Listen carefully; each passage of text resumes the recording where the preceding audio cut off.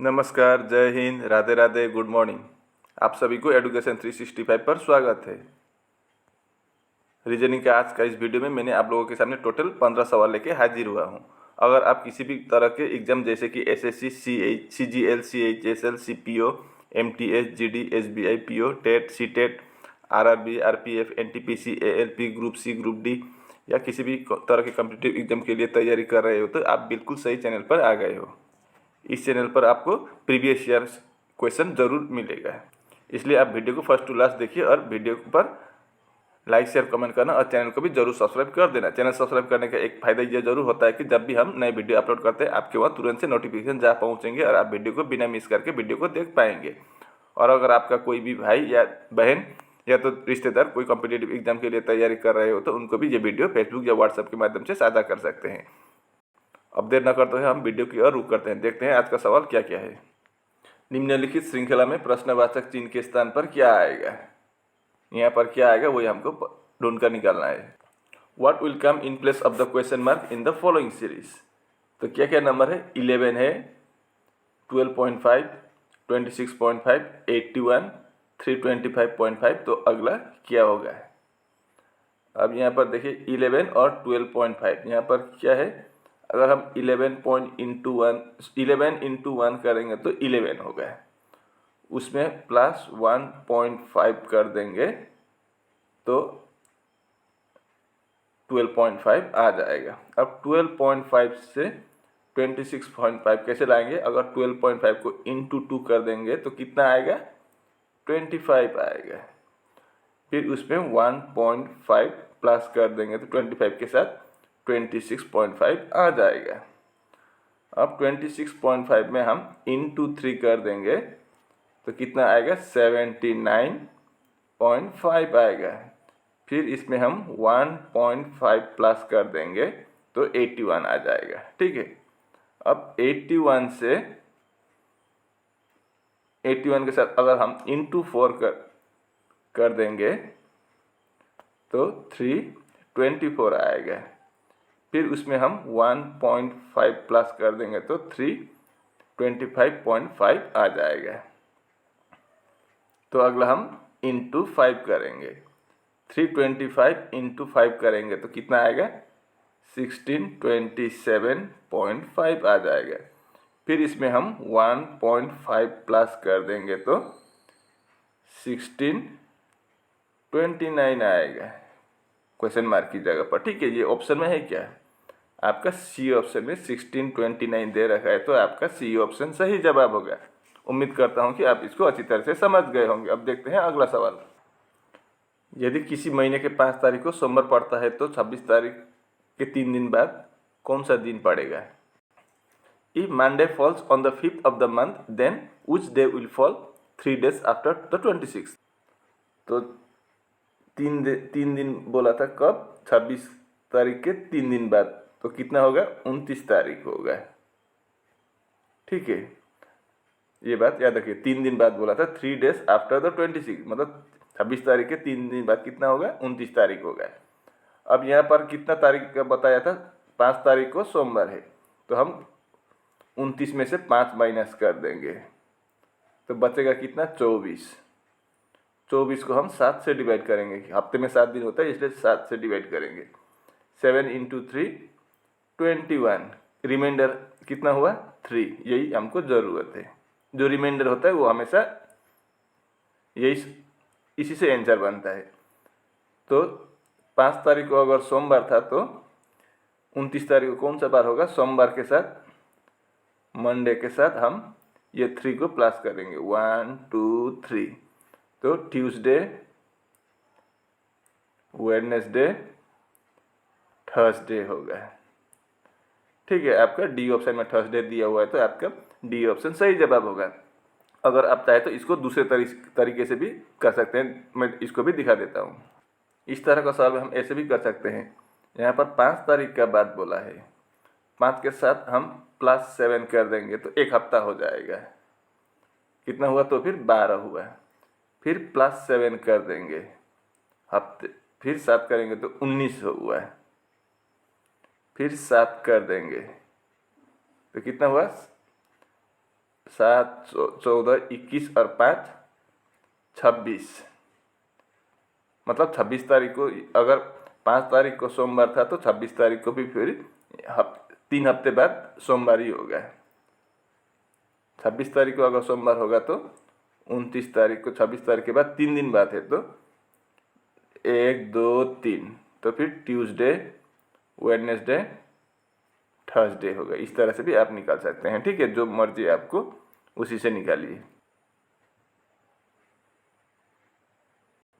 सवाल को देखिए, अरुण पश्चिम दिशा में 60 किलोमीटर चलता है, फिर वो अपने दाएं और मुड़ता है और 11 किलोमीटर और आगे चलता है। वो प्रारंभिक बिंदु से ठीक कितने दूरी पर है? तो चलिए अब हम इसको बनाते हैं। Arun walk 60 kilometre in the direction of west, मतलब पश्चिम की तरफ चला गया है। तो यहाँ से वो किधर जाएगा? पश्चिम, इधर जाएगा। ठीक है, पश्चिम की तरफ कितना चला गया वो? 60 किलोमीटर चला गया है। जब वो इधर आ रहा था तब उसका राइट इधर होगा और लेफ्ट इधर होगा। Then he turn to his right and walk 11 kilometre. वो दाएं और मुड़ा और फिर 11 किलोमीटर चला गया है। अब सवाल ने पूछा है how far is he exactly from the starting point. अब उसका स्टार्टिंग पॉइंट से, अब प्रारंभिक बिंदु से अब कितने दूर पर है।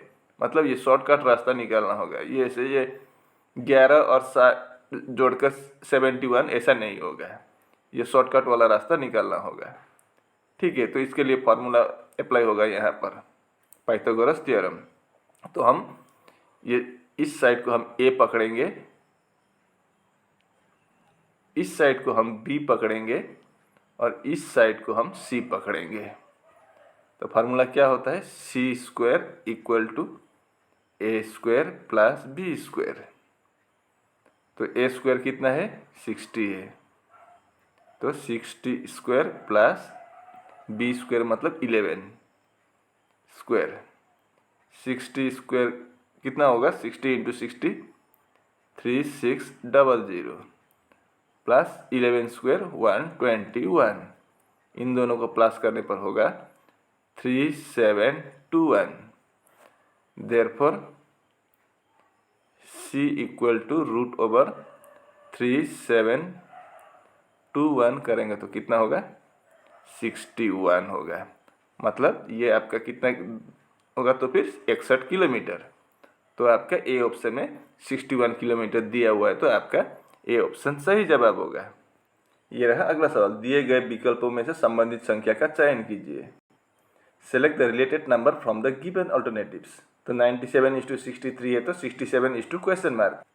तो हमें क्वेश्चन मार्क पर क्या होगा वही हमको निकालना है। 97 से 63 कैसे आता है? अगर हम 97 में -34 कर देंगे तो 63 आ जाएगा। उसी प्रकार हम 67 भी -34 कर देंगे तो कितना आएगा? 33 आएगा। अब 33 तो कहीं ऑप्शन में ही नहीं है, तो ये वाला लॉजिक हमारा गलत हुआ है। तो हम दूसरा लॉजिक अब अपनाएंगे। अब देखिए यहाँ पर 97 है। अब हम 97 को 97 में क्या है? 9 और 7 है। अगर हम 9 इंटू 7 कर देंगे तो 63 आ जाता है। अब यहाँ पर 67 में भी वैसे ही करेंगे। 6 इंटू 7 कर देंगे तो कितना आएगा? 42 आ जाएगा। ऑप्शन में, सी ऑप्शन में 42 दे रखा है, तो आपका सी ऑप्शन सही जवाब होगा। क्वेश्चन मार्क की जगह पर 42 होगा आंसर। ये रहा अगला सवाल। स्टार चिन्हों को प्रतिस्थापित करने के और निम्नलिखित समीकरण को संतुलित करने के लिए गणितीय चिन्हों का सही संयोजन चुनें। Select the correct combination of mathematical science to replace the star science and to balance the following equation. तो हम अब इनको स्टार मार्क की जगह पर कौन सा वाला चिन्ह आएगा या साइन आएगा वही हमको पता करना होगा। तो 35, 7, 25, 15, 2 है। तो पहले हम नंबर पर ध्यान देंगे। तो पहला ऑप्शन में क्या है? प्लस है। डिवाइड कहाँ पर है? दूसरे स्थान पर। तो हम 7 को 25 से डिवाइड कर सकते हैं क्या? बिल्कुल नहीं कर सकते हैं, लेकिन पॉइंट में आएगा आंसर। तो इस तरह से नहीं होगा, बिना पॉइंट का देखना होगा हमें। तो दूसरे ऑप्शन चेक करेंगे हम। दूसरे ऑप्शन में क्या है, डिवाइड है पहले। तो 35 को हम 7 से डिवाइड कर सकते हैं क्या? बिल्कुल कर सकते हैं। तो हम बी वाला चेक करेंगे।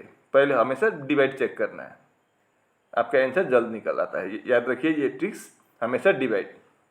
तो हम 35 को 7 से डिवाइड करेंगे तो कितना आएगा, 5 आएगा। तो उसके बाद क्या होगा, डिवाइड के बाद प्लस होगा यहाँ पर, तो प्लस 25। उसके बाद क्या है, इक्वल है, इक्वल 15। उसके बाद इंटू है, इंटू 2। तो 5 + 25 कितना होगा, 30 होगा। इधर 15 इंटू 2 30, मतलब इक्वेशन बैलेंस हुआ है या संतुलित हुआ है। तो आपका ये वाला साइन इस्तेमाल करने पर हमारा बैलेंस्ड हमारा इक्वेशन बैलेंस हुआ है, यानी कि आपका बी ऑप्शन सही जवाब होगा। आरती की ओर इशारा करते हुए सुकन्या ने कहा, वो मेरे पति के सास के पति के बेटी है। आरती का सुकन्या के से क्या संबंध है? पॉइंटिंग टुवर्ड्स आरती सुकन्या से, मतलब सुकन्या ने बोले तो हम पहले सुकन्या को बनाएंगे, ठीक है। शॉर्ट में लिख देता हूँ सुकन्या, यह फीमेल है। सुकन्या ने क्या बोली है, शी इज माई हस्बैंड, पहले हस्बैंड बना देंगे। इसका हस्बैंड है इधर, she is my husband's mother in law, मेरे पति के सास। मेरे सुकन्या के पति के सास कौन होगी, सुकन्या की माँ होगी। तो मैं मम लिख देता हूँ, मतलब सुकन्या की माँ है, ठीक है। She is my husband's mother in law, मतलब मेरे पति के सास होगी, तो सुकन्या की खुद की माँ होगी। मदर इन लॉस हस्बैंड, तो मदर इन लॉ का हस्बैंड, तो उसके माँ के हस्बैंड होगा, तो उसका फादर होगा सुकन्या का। हस्बैंड्स डॉटर, मतलब पति का बेटी है। इसके सुकन्या के हस्बैंड के सास के हस्बैंड के पति होगी, तो इन दोनों के ही बेटी होगी, तो इन दोनों की ही बेटी होगी। कौन, आरती। तो इन सुकन्या के माँ और पापा की ही बेटी होगी, कौन, आरती। अब सवाल में क्या पूछा है, how is Aarti related to Sukanya. Aarti Sukanya की क्या लगती है? इसके माँ और पिता की ही बेटी होगी, तो सुकन्या की बहन लगेगी। तो आपका सी ऑप्शन सही जवाब होगा। ये रहा अगला सवाल। सवाल को देखिए, मैं इसको अंग्रेजी से समझाता हूँ। अंग्रेजी में नहीं, अंग्रेजी सवाल से मैं हिंदी में ही समझाऊंगा। अब सवाल में देखिए क्या बोला है, Moise is in 15th position from right. मान लीजिए यहाँ पर है, ऐसा नहीं, इधर से गिनने पर मॉइस का पोजीशन क्या है, 15th है। राइट साइड से Moise is in 15th position from right and Dheeraj is in 18th position from left. अब धीरज इधर से देखने पर धीरज का पोजीशन कितना है, 18 है। हो गया ना ये। अब when they both interchange their position, अब उन दोनों ने क्या किया, अपना स्थान आपस में अदल बदल किया। तो महेश अब यहाँ आया और धीरज इधर चला गया। When they both interchange their position then Mahesh is in 20th position from the right. अब महेश इधर आ पहुंचा, पहले इधर था, इधर आया, तो इस साइड से राइट साइड से महेश का पोजीशन अब क्या हुआ है, पहले 15वां स्थान पर था, अब 20वें स्थान पर आ पहुंचा है। अब what will be the position of Dheeraj from the left. अब धीरज यहाँ पहुंचा है, पहले यहाँ था, आपस में बदल जाने पर यहाँ पर पहुंचा है। तो इधर से देखने पर धीरज का पोजीशन क्या होगा, वही हमको निकालना है, ठीक है। तो चलिए अब हम इसको बनाते हैं। अब सबसे पहले हमें ये बात पता चला कि ये जगह क्या है, लेफ्ट साइड से देखने पर गिनने पर 18वां स्थान है और राइट साइड से गिनने पर 20वां स्थान है। तो टोटल कितना होगा, लेफ्ट प्लस राइट -1। तो लेफ्ट से कितना है, 18 है, और राइट से कितना है, 20 है, -1। 18 + 20 कितना होगा, 38, -1 करेंगे तो 37। यानी कि उस क्लास में टोटल कितने स्टूडेंट है, ये आपका 37 है। ठीक है, अब हमें धीरज का पोजीशन निकालना है। तो यहाँ पर हम फिर क्या करेंगे, total equal to left plus right -1। Total कितना हुआ स्टूडेंट, 37। अब लेफ्ट साइड से बनाना है, तो लेफ्ट साइड से पोजीशन पता नहीं है अभी तक, तो लेफ्ट को हम एल ही लिख देंगे। और राइट साइड से इसका पोजीशन कितना था, यहाँ पर 15वां स्थान था, तो 15 - 1।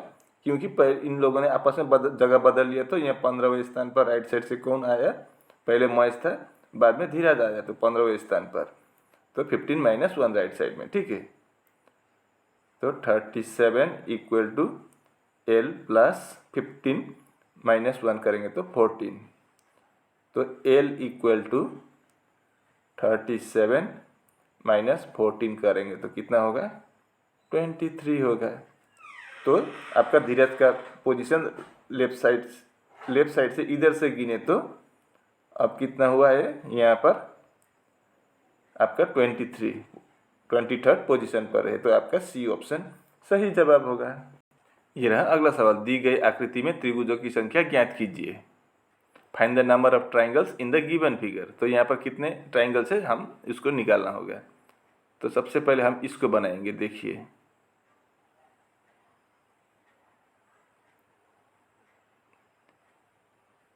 ये इधर वाला एक है, ये वाला एक होगा। ठीक है, ये एक, अब यहाँ से इधर एक, 2 हुआ, और इन दोनों को मिला के 1, तो 3 हुआ यहाँ से। अब इसमें देखिए ये 1 हुआ, और इन दोनों को ये 1 हुआ 2, और इन दोनों के मिला के और 1 होगा, तो 3। तो 6 ट्राइंगल्स अभी तक निकल चुका है। ठीक है, एक ट्राइंगल्स आपका ये भी बनेगा, एक इधर एक, 2 ट्राइंगल्स और मिल गया, तो 8 हुआ।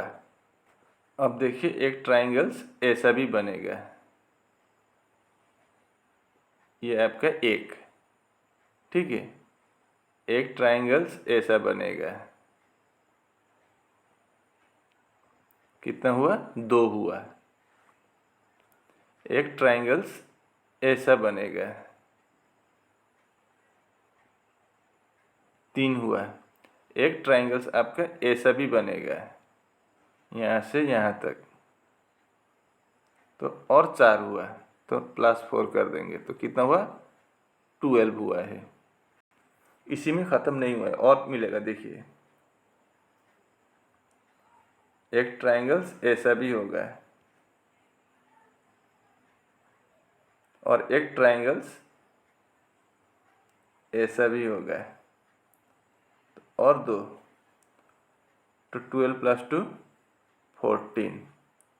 तो इस फिगर में आपको टोटल 14 ट्राइंगल्स मिलेगा। आपका डी ऑप्शन सही जवाब होगा।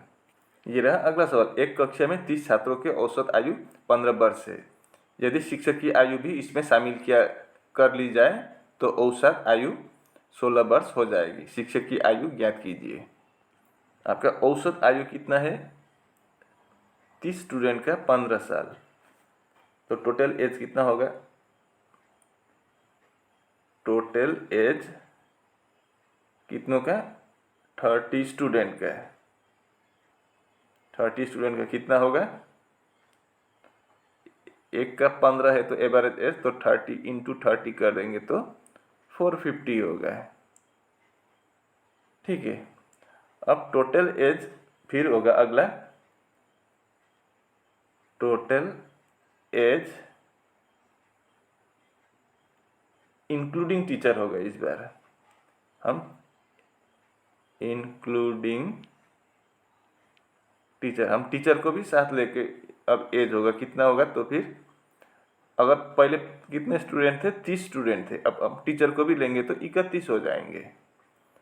31 इंटू इनका एवरेज एज कितना बना है, 16, तो 31 × 16 कितना होगा, 496 होगा। अब हमें टीचर का एज पूछा है, तो हम एक काम करेंगे, 496 से 450 माइनस कर देंगे तो कितना होगा, 46 होगा टीचर का एज। आपका ये ऑप्शन सही जवाब होगा। उम्मीद करता हूँ कि आप इसको अच्छी तरह से समझ गए होंगे।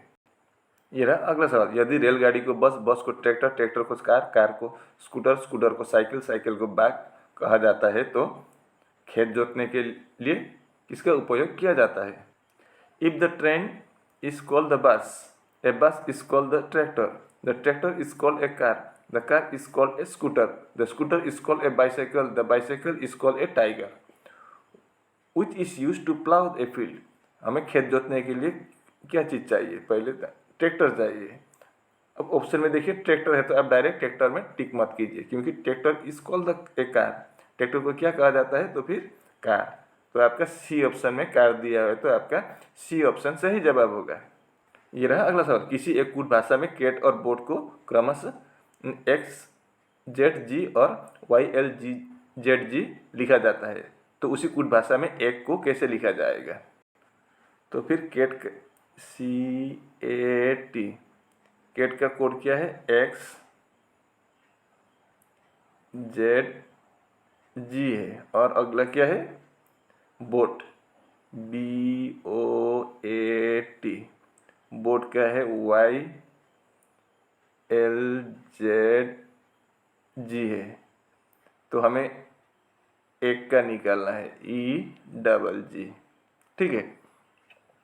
अब देखिए सी का प्लेस वैल्यू कितना है? 3 है, एक्स का 24। अगर हम 3 और 24 को प्लस करेंगे तो कितना आएगा? 27 आएगा। 27 आने का मतलब क्या होता है? अपोजिट लेटर है। सी और एक्स के अपोजिट लेटर है, ए और जेड भी अपोजिट लेटर है, टी और जी भी अपोजिट लेटर है। जैसे कि टी का 20 होता है प्लेस वैल्यू, जी का 7। 20 और 7 प्लस करेंगे तो 27 आएगा। उसी तरह से बी का अपोजिट वाई है, ओ का 15 है, एल का 12 है। इन दोनों को प्लस करिए 27 ही आएगा। तो ओ का अपोजिट एल, ए का अपोजिट जेड और टी का अपोजिट जी होता है। तो उसी तरह से ई का प्लेस वैल्यू कितना है? 5। तो 5 का अपोजिट क्या होगा? 27 बनाना हो तो 22 प्लस करेंगे हम। 22 का मतलब भी होगा और जी का अपोजिट टी होगा, तो VTT होगा हमारा आंसर। तो आपका VTT कहाँ है? आपका सी ऑप्शन में है। तो आपका सी ऑप्शन सही जवाब होगा। उम्मीद करता हूँ कि आप इसको भी अच्छी तरह से समझ गए होंगे। निम्नलिखित आकृति में लुप्त संख्या ज्ञात कीजिए। मतलब ये क्वेश्चन मार्क की जगह पर क्या आएगा वही हमको निकालना है। तो यहाँ पर देखिए बड़ा नंबर नीचे है तो हम इसको ऐसे करेंगे, ठीक है, वर्टिकली करेंगे। अब 7, 2, 5 से 16 आता है क्या? 7 + 2 9 + 5 14। 14 में 2 प्लस करेंगे तो 16 आ जाएगा। इधर 9 + 4 13 + 2 + 7 20 + 2 करेंगे 22। 32 नहीं होगा, तो इस तरह से नहीं होगा। तो हम इसको कोई दूसरा ही लॉजिक से बनाना होगा। अब देखिए हम इसको इस तरह से ट्राई करेंगे। यहाँ पर कितना है? 7 है। फर्स्ट नंबर 7 है, थर्ड नंबर 5 है। अब हम 7 + 5 कर देंगे, कितना होगा? 12 होगा। और बीच में कितना है? 2 है, तो हम 2 का स्क्वायर कर देंगे। तो 12 प्लस इधर 2 का स्क्वायर कितना होगा? 12 + 4, 2 का स्क्वायर 4, तो 16 आ गया इस तरह से। अब अगला में भी यही लॉजिक लगता है कि नहीं, देखते हैं। तो यहाँ पर हम फर्स्ट का और थर्ड का प्लस करेंगे। 9 + 7 16 होगा, प्लस बीच वाला कितना है? 4, 4 का स्क्वायर कर देंगे। तो इधर 16 + 4 का स्क्वायर 16, 16 + 16 32। यहाँ 32 आया तो वही लॉजिक है। अब हम तीसरा भी आराम से निकल पाएंगे। अब इसको और इसको हम क्या करेंगे? प्लस करेंगे। तो 8 + 6 कितना होगा? 14 होगा। और बीच में कितना है? 3 है, हम 3 का स्क्वायर कर देंगे। तो 14 + 3 का स्क्वायर कितना? 9। अगर हम 14 + 9 करेंगे तो 23 आएगा। तो आपका क्वेश्चन मार्क की जगह पर क्या होगा? 23। आपका बी ऑप्शन में 23 दे रखा है तो आपका बी ऑप्शन सही जवाब होगा। ये रहा आपका सी लोग का सवाल। आप ये हिंदी में देखिए, आप अंग्रेजी में भी अवश्य समझेंगे। तो मैं अंग्रेजी से ही दिखा देता हूँ, ठीक है। तो क्या बोला है स्टेटमेंट में, ऑल डॉग्स आर मेमल। सभी डॉग क्या है, मेमल्स है, सभी कुत्ता स्तनपायी है। अब अगला क्या बोला है, ऑल मेमल्स हैव लंग्स। सभी मेमल्स लंग्स के अंदर ही आएंगे, ऐसा होगा। अब कॉन्क्लूजन में क्या बोला है, ऑल डॉग्स हैव लंग्स। अब सभी डॉग्स लंग्स के अंदर ही आता है, तो ये आपका ये पहला ऑप्शन सही होगा। सभी डॉग देखिए, इतना डॉग्स लंग्स के अंदर ही आता है, लंग्स का ये बाहर वाला है, तो ये सही होगा। अगला देखिए, ऑल डॉग्स आर एनिमल्स। वैसे तो ये कॉमन है, सब जानते हैं ऑल डॉग्स आर एनिमल्स सही है, लेकिन इस सवाल के अनुसार यहाँ पर एनिमल कहीं नहीं है। एक डॉग है, एक मेमल है और तीसरा लंग्स है। तो ऑल डॉग्स आर एनिमल इस सवाल के अनुसार कहीं भी नहीं होगा, क्योंकि एनिमल ही नहीं है इधर। तो आपका दूसरा ऑप्शन क्या होगा, गलत हो जाएगा, ठीक है। तो आपका ओनली कंक्लूजन 1 फॉलो सही होगा, आपका ए ऑप्शन सही होगा। उम्मीद करता हूँ कि आप इसको भी अच्छी तरह से समझ गए होंगे। अब कभी कभी आदमी कंफ्यूज हो जाता है, ऑल डॉग्स आर एनिमल, ये सही बात है तो सही कर देंगे, लेकिन यहाँ पर एनिमल का बात ही नहीं, इधर टच ही नहीं है, तो यहाँ पर आपका ऑल डॉग्स आर एनिमल आपका क्या होगा, गलत हो जाएगा, ठीक है। ये रहा अगला सर, दी गई आकृति में षटकोणीय संख्याओं की संख्या कितनी है। How many numbers of hexagonal are in the figure. Hexagon मतलब 6 साइड होना चाहिए, किसी भी तरह का हो 6 साइड। तो यहाँ पर कितने ऐसे 6 साइड वाले फिगर है, तो देखते हैं, ठीक है। पहले हम ये बड़ा वाला ही देखेंगे। 2 साइड हुआ है, 1 2, इधर एक 3, इधर एक 4, इधर एक 5, इधर एक 6, तो एक मिल चुका है। अब एक देखिए यहाँ से यहाँ,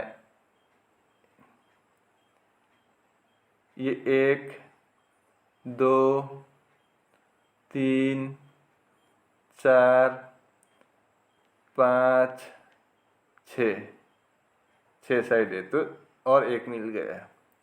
अब सेम टू सेम इधर 1 2 3 4 5 6 और एक मिल गया। अब आगे देखिए, 1 2 3 4 5 6 और एक मिल गया। अब उसी प्रकार से अगर हम इधर से देखें तो 1 2 3 4 5 6 और एक मिल गया। और देखिए मैं कलर चेंज करके 1 2 3 4 5 6 और एक मिल गया, तो कितना हुआ, 1 2 3 4 5 6, मतलब यहाँ पर 6 षटकोण है। आपका बी ऑप्शन सही जवाब होगा।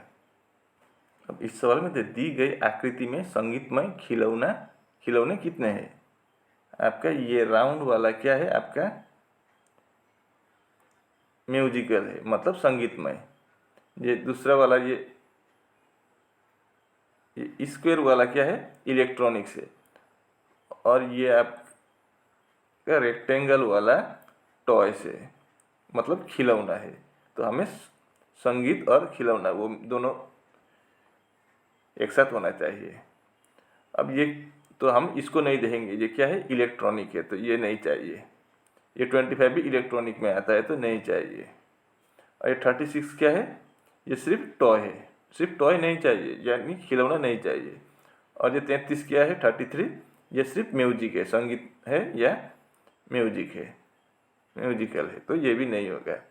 और ये 17 क्या है, 17 है आपका म्यूजिकल प्लस इलेक्ट्रॉनिक, दोनों में आता है, तो ये भी नहीं चाहिए हमें।